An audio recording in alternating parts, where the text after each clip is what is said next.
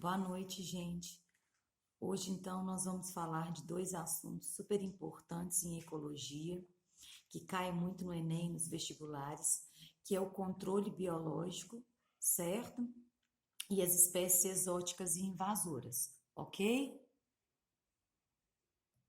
Bem, o que é o controle biológico? Controle biológico, o próprio nome já diz, é quando eu uso algum ser vivo para controlar o tamanho da população de outro. Que o controle biológico é muito utilizado e muito vantajoso para a agricultura. Bem, qual que é a definição, então, de controle biológico? O controle biológico, o controlo biológico, é uma técnica que utiliza meios naturais, notadamente outros organismos vivos, criada para diminuir a população de organismos considerados pragas, ok? Então, é quando eu utilizo um ser vivo para controlar, então, a população de pragas. O controle biológico é extremamente importante para a agricultura, principalmente na agricultura brasileira, né? Que é um agente fundamental para a redução da aplicação de agrotóxicos no cultivo de alimentos. Porém, criar um modelo de controle biológico que seja adequado para o cultivo tem se considerado um grande desafio. E qual é esse desafio? Eu tenho que lembrar que toda vez que eu vou colocar, que eu vou inserir um organismo em determinado ecossistema, a gente não sabe qual é o efeito, né, a médio e longo prazo desse novo ser vivo que vai ser inserido naquele ecossistema, ok?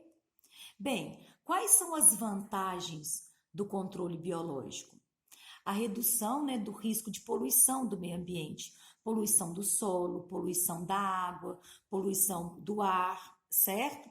A diminuição da exposição dos produtos a produtos tóxicos, a ausência de resíduos em alimentos, a não toxidez para a saúde humana e a não exterminação de inimigos naturais de pragas e doenças. Bem, quando eu uso o controle biológico, ele não vai ser usado em substituição a um agrotóxico, em substituição a um inseticida, a um pesticida.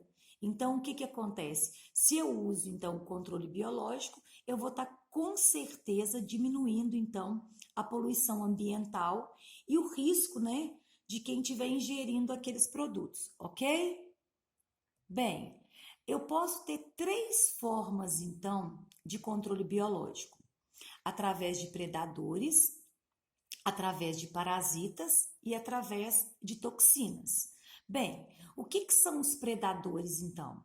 São organismos que na natureza apresentam comportamento predatório em diferentes estágios de vida, necessitando consumir, então, uma determinada quantidade de presas para se desenvolver até a fase adulta.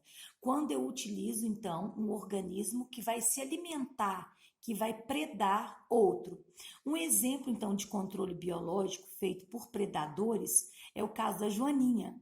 Essa joaninha, então, da espécie, então, Cryptolemos, né? Ela é predadora de diversas espécies de cochonilhas e pulgões, que são pragas muito comuns nas plantações brasileiras, ok?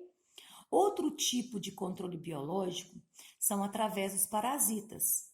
Os parasitoides, então, são organismos que precisam de um hospedeiro para completar o seu ciclo de vida. São representados principalmente por insetos e podem parasitar diferentes fases do desenvolvimento da praga. Um exemplo, então, de parasita são os insetos da ordem Hymenoptera, Diptera e Lepidoptera, que incluem espécies de parasitoides, então, com padrões variáveis de especificidades de hospedeiros, que mudam de acordo com o seu ciclo. Por exemplo, a cotésia, então, que é um inseto, né, que vai parasitar e vai ser controle biológico de várias espécies de pragas. Olha que interessante isso aqui, ok? A praga aqui e os parasitoides. E o terceiro tipo de controle biológico são os patógenos. O que são os patógenos? São pragas, então, quando as pragas são contaminadas com doenças causadas por vírus, fungos ou bactérias, causando assim a morte lenta desses seres vivos. Então, um exemplo de controle biológico, então, do fusário, com a utilização do fungo, então. Esse fungo, então, Trichoderma, o que acontece, então? Ele vai parasitar a praga fusário. ok? Tá tranquilo então sobre controle biológico? Bem, outro assunto muito importante são as espécies exóticas e invasoras. O que são espécies exóticas? Diferente do que a gente pensa, não é uma espécie chamativa, não é uma espécie diferente, como a gente vê em a palavra exótica na nossa cabeça. Espécie exótica na biologia é uma espécie que não pertence àquele determinado ambiente. Por exemplo, o camelo, se eu trouxer o camelo para o Brasil, no Brasil o camelo não vai ser uma espécie exótica? Se eu trouxer, por exemplo, o koala lá da Austrália não vai ser uma espécie exótica na África? Então, o que é espécie exótica? É uma espécie introduzida ou exótica, é uma espécie de organismo que vive fora de sua área de distribuição nativa e que foi acidental ou intencionalmente inserida em um meio, podendo ou não ser prejudicial para o ecossistema em que é introduzido, ok? Bem, exemplos de espécies exóticas invasoras no Brasil. A gente tem, por exemplo, a jaqueira, né? A gente sabe que a jaqueira veio da Índia. A gente tem, por exemplo, o bambu, que veio da Ásia. A gente tem a tilápia, que veio da África. A gente tem o caramujo gigante africano, certo? Né? Que veio da África.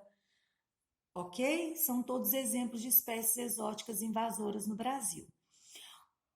Então, o que são espécies invasoras? Essas espécies invasoras são espécies exóticas que acabam se tornando uma praga naquele local.